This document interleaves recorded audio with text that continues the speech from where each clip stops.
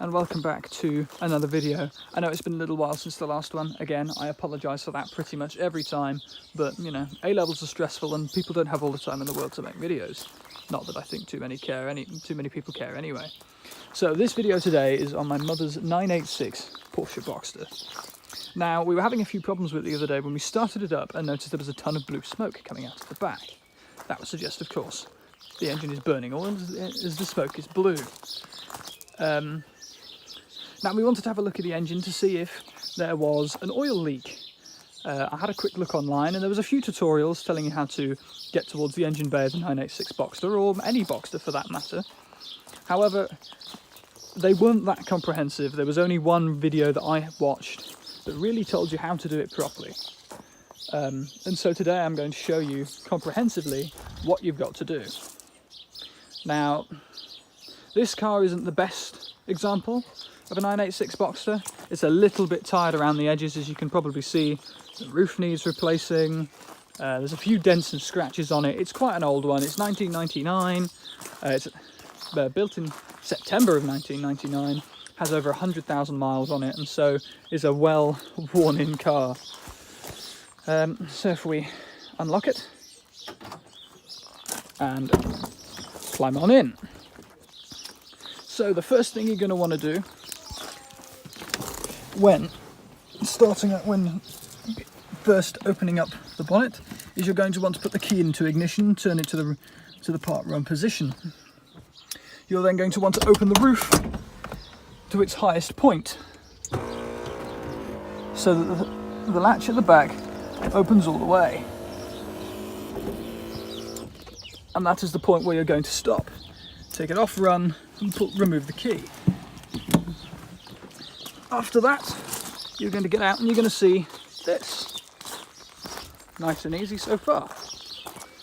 Then what you're going to want to do is reach in here and, looking at these tabs here, pull them off. These are the bits of cable that hold your roof to the car. Hold the bottom of the roof to the car so it doesn't ping up as you're, pulling the roof up and down. But for this, you're going to want them to be undone.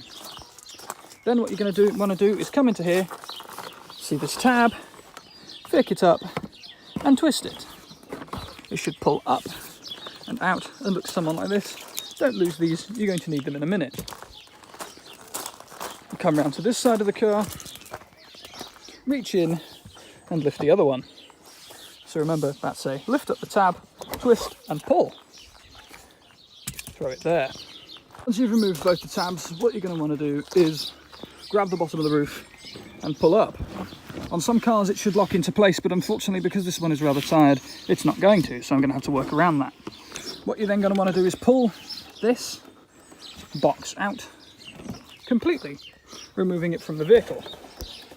I'm going to have to pop you guys down for a second, just like this, and you're going to see me grabbing it and pulling it out. Now you need to be careful on some models, because in this back box, especially with the cars that are fitted with Bose speakers, there are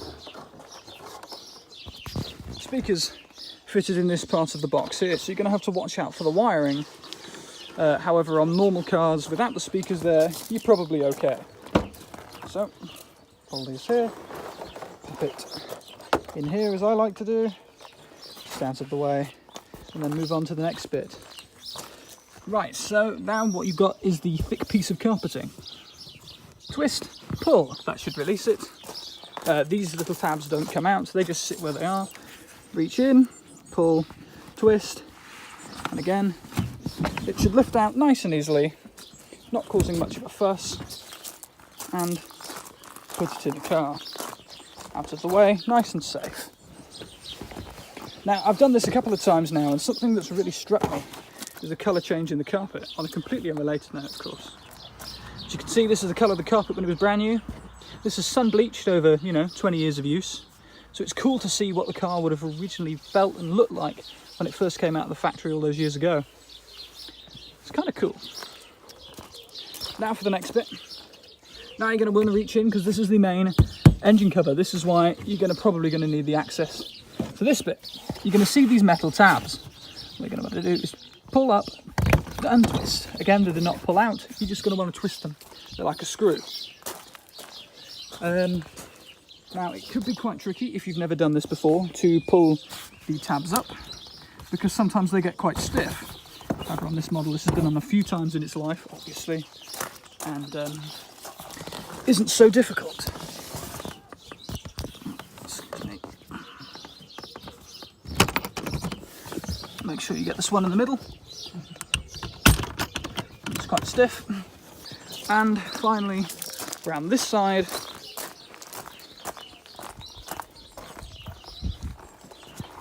to the final one.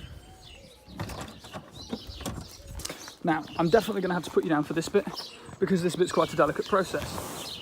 The tabs that hold the engine cover on are very sharp, and if they touch the paint, they will scratch it. So it's very important that if you can, use two people, but if you can't, be very, very careful in picking it up and lifting it out. So grab it, lift it up. Don't be afraid of touching the roof, but don't touch the car. Flip it round this way, and this one is safe to put on the floor out of the way. So, after that, I'm going to come around the side where we think the oil leak is and have a look. You guys can help be my eyes. Looking down there, as you can see just there, that focusing is quite a high concentration of oil, which would tend to suggest that the engine is leaking quite heavily, which is probably not a good thing. Right, that's a shame. Well, that's what this was really for. That was the main purpose of all of this. I just wanted to see what the engine was really doing. It was a secondary byproduct of thinking, well, there are lots of people that are buying 986s, especially as they reach a certain age. It's important that people know, because people like to do DIY jobs, so it's useful to know how to do these things instead of having to spend hours and hours on forums trying to find them yourself. Let's start this bad boy up and see if it does what it did yesterday, which was not very pleasant.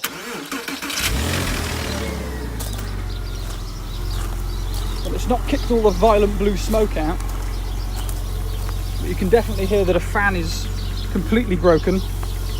I think on this side of the engine, that fan just doesn't even work anymore. So the car does like to kind of overheat slightly. Like I said, not the healthiest 986 Boxster in the world, but unfortunately money is not plentiful, so eventually, 20-year-old cars, you can't just keep chucking money at them. But it is important to make sure that your car is in proper working order, just in case. You don't want to be driving around for it to let you go. But it still sounds quite nice.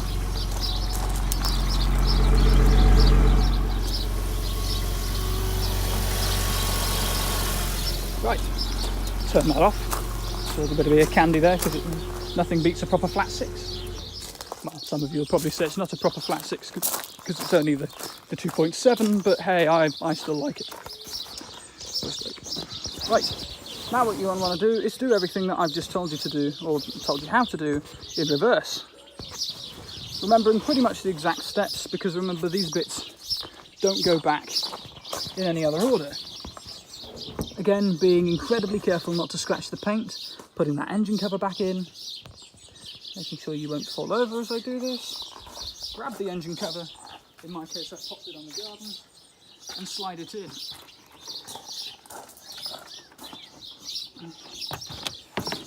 Cool, nice and easy.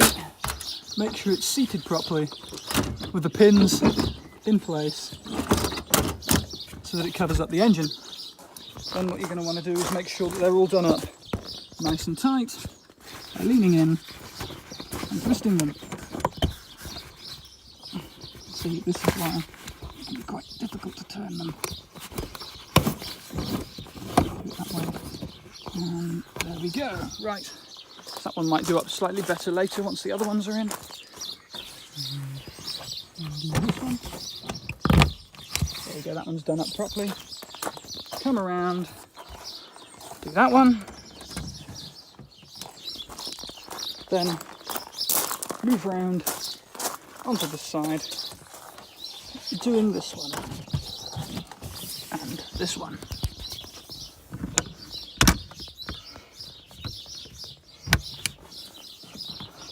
making sure that it's done up very tightly to avoid cabin noise penetration. Now, the rest of the tips are fairly self-explanatory. Carpet back in, making sure that it's seated on these 2 pins, and then the box in over the top. I just wanted to show people how that's done because this is normally the most confusing part of the process, making sure that you get that engine cover back on nice and tight. Another top tip is to remember to reconnect the roof at the bottom. As you saw, we only have one of these connector bits on this side. The one on that side is completely snapped. Again, bits that need to be fixed. And remember to be careful while doing all of this. You don't want to stretch the fabric of the roof or tear any wires or unclip anything, because then your roof won't go back properly. I hope this has been a decent and informative video for you all that are interested on how to get into the rear part of your 986. I hope you don't have as big of an oil leak as we do in ours. Thank you for watching the video. If you could please like, subscribe, hit the notification bell for when I do occasionally post videos, that would be awesome, thank you. And remember to leave a comment of any criticism or any positives you thought about this video, especially any ways you think I can improve the quality of these videos. Alright, thank you very much, and goodbye.